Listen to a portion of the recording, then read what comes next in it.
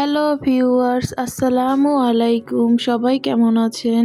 আশা করি আল্লাহর রহমতে সবাই ভালো আছেন, সুস্থ আছেন। জি, আলহামদুলিল্লাহ আমিও ভালো আছি। তো আমার নতুন একটা ব্লগে তোমাদের সবাইকে স্বাগতম জানাচ্ছি।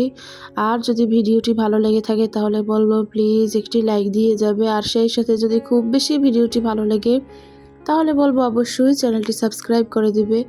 তো এই তো আমি আমার ব্লগটি রাত থেকে শুরু করলাম। এইখানে এই যে আমি গরুর গোশত নিলাম, আর গরুর গোশতটা আমি সব মশলা দিয়ে মাখিয়ে নেব। আর যেহেতু কোরবানির পর থেকে একাধারে প্রায় 2-3 দিন পর্যন্ত দেখা যায় যে গরুর গোশতটাকে মানে শুধু ভুনা করে খাচ্ছি। তো এখন আমি মনে করতেছি যে একটু টেস্টের একটু চেঞ্জ হওয়া দরকার। তো ভাবলাম যে অন্য কিছু দিয়ে রান্না করি। এরপরে দেখলাম যে ফ্রিজে কিছু কাঁঠালের বিচি ছিল। তো ওরপরে ওইটাকেই তাড়াতাড়ি যে রান্না করে নেব। আর আমি কাঁঠালের বিচিগুলো ভিজিয়ে নিলাম। আর এটাকে দেখা যায় যে উপরের যে লাল যে আবরণটা বা শিকলাটা ওটাকেও আমি পরিষ্কার করতে পারিনি। আর সাউদার বাবা খুব তাড়া দিচ্ছিল তাকে যেন তাড়াতাড়ি গোস্তটা রান্না করে দেয়, সে খেয়ে দিয়ে এরপরে নাকি একটু বাহিরে বের হবে। তো এই জন্য যেভাবে পারছি ওভাবে কাঁঠালের বিচিগুলো ছিলে এরপরে কেটে নিছি। এরপরে এই যে মাংসগুলোকে আমি সব মশলা দিয়ে একদম মাখিয়ে নেব। আর এভাবে মাখিয়ে রান্না করলে তো গরুর গোস্তটা খেতে খুব মজা হয়। আর যেহেতু কোরবানির গোস্ত, এটা আল্লাহর ইচ্ছায় যেভাবেই রান্না করি না কেন ইনশাআল্লাহ সেরকমেরই খেতে মজা হবে। তো এরপরে প্রথমে এই যে সব মশলাপাতিগুলো দিয়ে এটাকে একদম ভালো মতো মাখিয়ে নেব। আর এইটাকে যত সুন্দরভাবে মাখানো হবে মাংসের স্বাদটা ততটাই বেড়ে যাবে। আর আমার কাছে এভাবে তো যে কোনো মাংসকে ম্যারিনেট করতে খুব ভালো লাগে, সেটা যেটাই হোক না কেন এভাবে সব কিছু দিয়ে মানে সব মশলাপাতি দিয়ে মাখাতে আমার মুরগির গোশ হোক বা এভাবে গরুর গোশ হোক যেটাই হোক না কেন মাখাতে খুব বেশি ভালো লাগে আমার কাছে। আর এরপরে এই যে এটাকে আমি মাখিয়ে এরপরে প্রায় আধা ঘন্টার মতো একটু রেস্টে রেখে দেব। তো আধা ঘন্টা পর এরপরে এটাকে আমি প্রেশার কুকারে দিয়ে নেব। যেহেতু আমি মাটির চুলা ইউজ করি না, গ্যাসের চুলা ইউজ করি, তো ওই জন্য আমি একটু গ্যাসটাকেও সাশ্রয় করার জন্য আমি প্রেশার কুকারটা ইউজ করব। এতে দেখা যাবে যে আমার গোস্তটাও খুব তাড়াতাড়ি হয়ে যাবে আর গ্যাসের সাশ্রয়টাও একটু হবে। আর আলহামদুলিল্লাহ প্রেশার কুকারে রান্না করলে অনেকেই বলে যে খুব নাকি খেতে ভালো লাগে না, কিন্তু আমি যতবারই রান্না করি খেতে মাশাআল্লাহ অনেক ভালো হয়।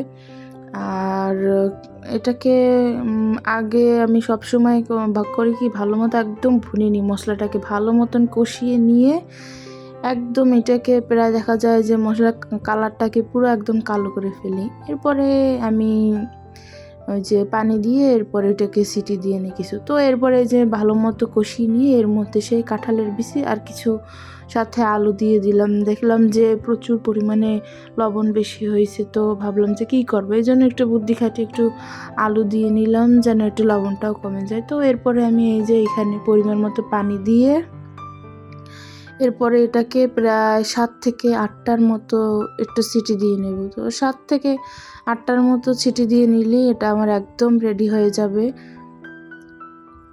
তো এটাকে আমি একটু মিক্স করে নিচ্ছিলাম। তো এরপরে আমি এটা ঢাকনাটা লাগিয়ে দেব ভালো মতন যেন কোনো দিক থেকে বাতাসটা না বের হয়। তো এরপরে এই যে রান্না করা শেষ, রাতের বেলা সবাই খেয়ে দিয়ে এরপরে এই যে একদম আবার সকালের নাস্তায় চলে আসলাম। তো দেখলাম যে একটুখানি গোশতটা উপর ছিল, তো সেইটাকেই সকালবেলা উঠে রুটি দিয়ে খেয়ে এরপরে এই যে চলে আসলাম আবার গরুর নিহারি রান্না করতে। আর এগুলো তো বেশি দিন যদি ফ্রিজে রেখে দিই তাহলে দেখা যাবে যে টেস্টটাও একদম খারাপ হয়ে যাবে। তাই ভাবলাম যে আস্তে আস্তে করে একে সব কিছুই রান্না ট্রাই করি। আর সব কিছু ফ্রেশ খেতেই তো ভালো লাগে। তারপরও দেখা যায় যে প্রায় 2-3 দিনের মতন হয়ে গেছে এই গরুর পায়াটা রেখে দিছিলাম। তো সব তো আর একসাথে খাওয়া যায় না, এজন্য আর কি ডিপ ফ্রিজিং করে রাখলাম আর কি। আর ডিপ ফ্রিজিং করে না রাখলে তো কোনো খাবারই ভালো থাকবে না। তো এরপরে যে পায়াগুলোকে প্রথমে আমি ভিজিয়ে নিলাম। তো এরপরে আমি এগুলোকে খুব সুন্দর করে পরিষ্কার করে নেব। পরিষ্কার করে নিয়ে এরপর এগুলোকে আমি প্রেসার কুকারে দিয়ে দেব। তো ফার্স্টেই আমি আমার পায়াগুলোকে প্রেসার কুকারে দিয়ে দেব একদম পানিটা ঝরিয়ে। আর এটাকে আমি প্রেসার কুকারে রান্না করব, যেহেতু আমার মাটির চুলা নাই, তো ওই জন্য তাড়াতাড়ি হওয়ার জন্য। তো এরপরে আমি এখানে দিয়ে দেব 1 টেবিল চামচের মতো রসুন,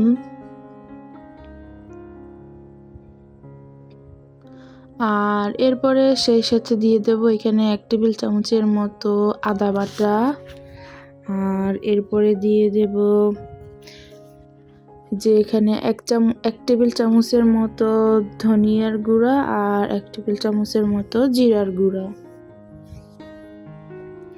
আর এরপরে দিয়ে দেব 1 চা চামচ শুকনো মরিচের গুঁড়া, আর সেই সাথে দিয়ে দেব 1 চা চামচ হলুদের গুঁড়া। কেউ চাইলে এখানে কাঁচামরিচ অ্যাড করতে পারেন, আমার আসলে মনে ছিল না কাঁচামরিচটা অ্যাড করতে। কাঁচামরিচটা দিলে ফ্লেভারটা খুব ভালো আসে। এরপরে দিয়ে দিলাম সেই সাথে প্রায় 1 চামচের মতো লবণ আর কিছু আস্ত গরম মশলা। তো এরপরে এগুলো দিয়ে এরপরে দিয়ে দেবো এখানে প্রায় হাফ কাপের থেকে একটু বেশি পেঁয়াজ কুচি। তো দিয়ে এরপরে এটাকে আমি একদম পর্যাপ্ত পরিমাণ পানি দিয়ে দেব সিদ্ধ হওয়ার জন্য। তো এরপরে এই যে আমি এখানে পানিটা দিয়ে দিলাম। তো পানিটা দিয়ে এবার সব মশলাগুলো একটু ভালো মতো মিক্স করে নিব, যেন কোনোখানে মশলা একদম দলা বেঁধে না যায়, এই জন্য আর কি ভালো মতন নেড়ে চেড়ে দেবো ভালো। তো নেড়ে চেড়ে এরপরে এটাকে আমি ঢাকনা লাগিয়ে দেব। তো এরপরে ঢাকনা লাগিয়ে দিয়ে এরপরে সোজা এটাকে আমি একদম চুলায় বসিয়ে দেব। তো চুলাটা এরপরে অন করে দিলাম। অন করে এরপর এটাকে আমি প্রায় একদম 50 মিনিটের মতন মিডিয়াম টু লো আছে এটাকে রান্না করে নিয়েছি। এর মধ্যে যে কয়টা আর কি ছিটি দেওয়ার দিছে, তো আলহামদুলিল্লাহ একদম খুব সুন্দর মতো সিদ্ধ হয়ে গেছে। তো এরপর আমি এটাকে আর কি একটু বাগার দেব। তো বাগার দেওয়ার জন্য আমি এখানে এই যে পেঁয়াজ কুচি নিলাম আর কিছু কাঁচামরিচ আর সেই সাথে কয়টা শুকনো লঙ্কা। তো এরপর এগুলোকে আমি খুব সুন্দর করে একদম বাদামি করে ভেজে নেব, যেন যেভাবে ডালে আমরা বাগার দিই ওরকমের করে। তো এরপরে এই যে এদিকে আমার এটা একদম বাদামি করে ভেজে নেওয়া হয়ে গেছে। তো এরপর এটাকে আমি একদম বাগার দিয়ে দেব।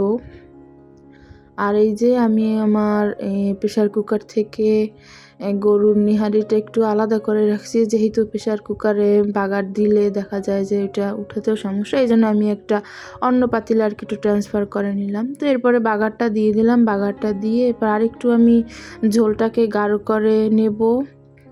তো এরপরে একটু ঝোলটাকে গাঢ় করে নিলেই আমার নিহারিটা খাওয়ার জন্য একদম রেডি। আর আলহামদুলিল্লাহ নিহারিটা খেতে অনেক মজা হয়েছিল। আপনারাও চাইলে আমার এই রেসিপিটা বাসায় ট্রাই করতে পারেন। তো এরপরে এই যে আমাদের বাসার পাশেই আমার একটা দেবর, ওনার বিয়ে অ্যাটেন্ড করলাম। তো আজকে ওনার গায়ে হলুদ, তো এই যে ঘরোয়াভাবে এখানে হলুদ বাটা হইলো। তো এখানে আমার চাচি এই যে সে হলুদ বাটছিল, আর আমি এখানে যে একটা পান নিলাম পানটা খাওয়ার জন্য। আর এই যে এদিকে সে আমার এক যা কলস সাজাচ্ছিল, আর কলসটা ছিল একদমই মানে ঘরোয়া টাইপের, যেহেতু বললাম যে কোনো ধরনের তাদের কোনো প্ল্যানিং ছিল না, এই জন্য বাসায় যা ছিল ওইটা দিয়েই আর কি সব শুরু করলো। আর এরপরে এই যে সেই হচ্ছে গিয়ে আমার দেওর, তো ওকে সবাই মিলে গোসল করালো, আমরা সবাই হলুদ মাখাইলাম, অনেক মজা করছি। এরপরে এই যে বরের ভাই, সে বরকে কোলে নিয়ে যাবে। সবাই বলল যে বিয়ের সময় নাকি এরকমের কোলে করে নিয়ে যেতে হয়। তারপরে এই যে সে তার ছোট ভাইকে কোলে করে নিয়ে যাচ্ছিল একদম গোসল করার জায়গায়। আর এদিকে বরের জন্য এই যে এখানে কিছু শরবত ছিল, এটা নাকি নিয়ম খেতে হয়। তো আমার আজকের ভিডিওটি এ পর্যন্তই। যদি ভালো লেগে থাকে তাহলে বলবো প্লিজ অবশ্যই একটি লাইক দিবেন। সবাই ভালো থাকবেন, সুস্থ থাকবেন। আল্লাহ হাফেজ।